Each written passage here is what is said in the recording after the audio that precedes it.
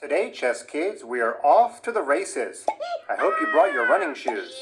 We're going to look at situations where kings are chasing pawns and pawns are racing against each other. Let's take a look at this first typical example. White has one last pawn. If that pawn gets a promotion, surely by now you know how to checkmate with a king and a queen. But will the pawn make it? Well, the first thing I want to talk to you about is the square of the pawn. I bet you didn't know there was an invisible square on the chessboard. Take a look at Mr. Pawn up here on the square A5. What I'd first like to do is count how many squares before that pawn gets a promotion. 1, 2, 3. Now we all know squares have equal sides, so we have to count to the right 3. 1, 2, 3. Let's go ahead and fill in all of the boxes of that square. And it's time to figure out, is the black king inside the square of the pawn? Well, no, he's not. However, if he was inside the square of the pawn, he would be able to catch the pawn. For instance, if the black king moved to the square D6, he would now be inside the square of the pawn, and he would be able to catch the pawn. If you don't believe me, let's take a look. And just in time, the black king gets back. White gets a promotion, but it only lasts a half second. The king captures the queen. If, instead, the king was one step further away, he would not have been able to capture the pawn. For instance, if the king had started on the square F6, and I put that pawn back on the square A5, and I give black the first move, now the king can only get to the square E6, and the square of the pawn extends only to the D file, you might recall. So the pawn advances, and notice the square of the pawn gets smaller. Now it goes up 1, 2, and if we count to the right 1, 2, and we fill in all of our boxes, I think you can see the black king is not able to get inside this square. So although the king keeps getting closer, the square of the pawn keeps getting smaller, and in this particular situation, the pawn would get a touchdown, and of course you can win with a king and a queen without problem because you've already watched that video. Okay, next situation. Here, we've got a little bit more complicated. It's a king versus a pawn, but this time there's a trick to the square of the pawn. If we were to count 1, 2, 3, 4, 5, 6, and then count to the right, 1, 2, 3, 4, 5, 6, it sure looks like the black king is inside the square of the pawn because he's on the G file. However, if it's white's move on the first turn, remember, a pawn can move 2 squares on the first turn. And the funny thing is now the square was shrunk too much for the black king to catch up. 1, 2, 3, 4.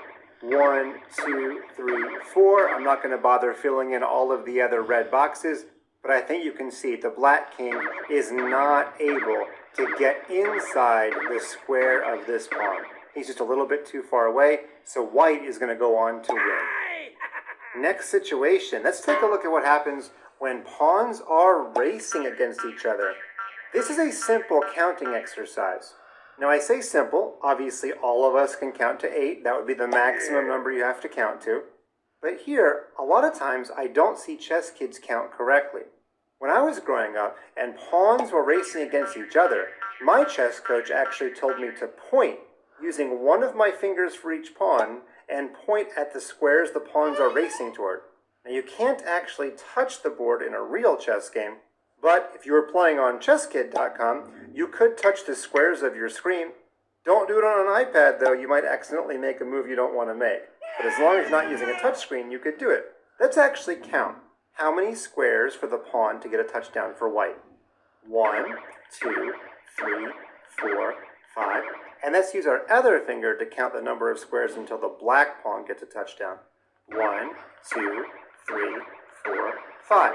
So this should be a tie. Both sides are going to get a queen, and unless there's something exceptional going on, queen versus queen should be a tie. Let's start making moves for white. White moves up, black moves up, white moves up, black follows.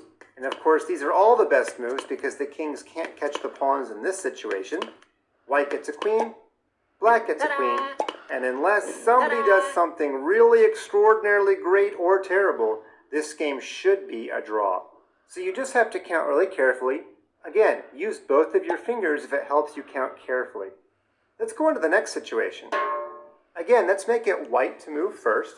And if we were to count, we would see that white has 1, 2, 3 squares until he gets his queen. Black has 1, 2, 3. Now, it would be easy to just conclude that the game should be a tie. But sometimes in chess, there are special things going on. Part of being a grandmaster is that you have to look a little bit further down the road than your opponent. Let's play this out, and I want to show you the trick that I have in store. So white moves up, black moves up, white moves up, black moves up, and indeed, both sides get a queen, just like we predicted. But the white player saw a little bit further down the road. After both sides get a queen, white can slide his queen over to g8 with check. Now black's king has no choice but to walk to the h-file. He can pick any of these 3 squares, it doesn't matter which one. We'll pick the square h4. Now do you see how the black king and queen are aligned? They're on the same file. And we've already had a chess video about this. It is time for a skewer. Let's put our queen on the square h8. Uh-oh, black's king has to run away because it's check. And the beauty of a skewer is that you always can stab that piece behind the king.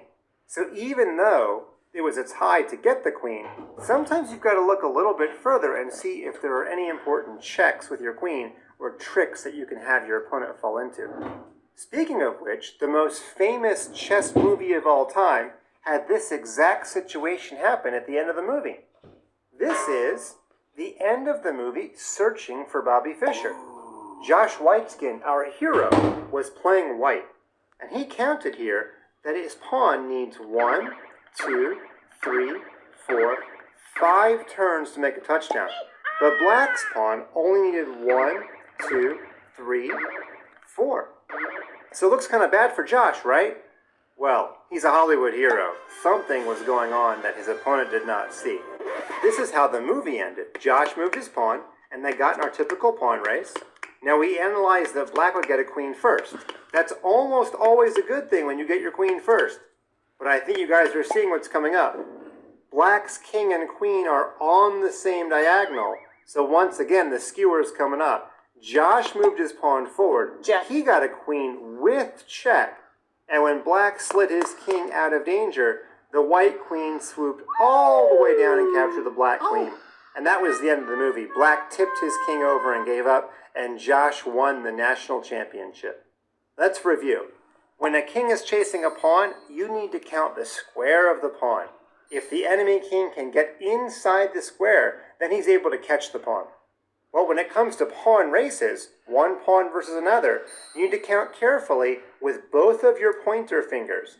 Whoever gets a queen first has the better chances, but you don't always win because you have to look out for some of the tricks and traps that I showed you here.